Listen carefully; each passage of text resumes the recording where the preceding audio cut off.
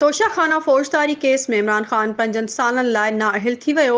Police PTI chairman खे लाहौर मां गिरफ़्तार करे वरितो आहे। पीटीआई फ़ैसिलो चैलेंज करण जो ऐलान करे छॾियो, जॾहिं त तहरीक इंसाफ़ जा कारकुन सरबराह जी गिरफ़्तारी ख़िलाफ़ सरापा एहतिजाज बणिजी विया आहिनि। इस्लामाबाद जे district and session court Imran Khan खे तोशाखाना केस में 3 साल क़ैद जी सज़ा ॿुधाइण जो फ़ैसिलो जारी कयो, जॾहिं त पुलिस ज़मान पार्क मां पीटीआई चेयरमैन खे फ़ौरी तौरु गिरफ़्तार करे वरितो। अदालत इमरान ख़ान खे 5 सालनि लाइ नाअहल करार ॾींदे ₹1 लख ॾंड बि लाॻू लॻाए छॾियो।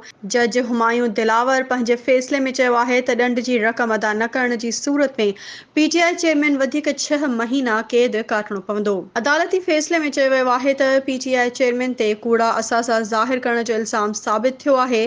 पीटीआई चेयरमैन जी बेईमानी साबित थी आहे। पीटीआई चेयरमैन जी गिरफ़्तारीअ जा वारंट जारी कया पिया वञनि। अदालत आईजी इस्लामाबाद खे गिरफ़्तारी वारे हुकुम ते अमल करण जी हिदायत जारी कई, जंहिं बाद पुलिस लाहौर में कार्रवाई कंदे इमरान ख़ान खे गिरफ़्तार कयो। ॿिए तरफ़ तहरीक इंसाफ़ इमरान ख़ान जी नाअहली वारो फ़ैसिलो आला अदालत में चैलेंज करण जो फ़ैसिलो कयो आहे, जॾहिं त पीटीआई कारकुननि पार्टी सरबराह जी गिरफ़्तारी ख़िलाफ़ मुख़्तलिफ़ शहरनि में एहतिजाजी मुज़ाहिरा कया आहिनि।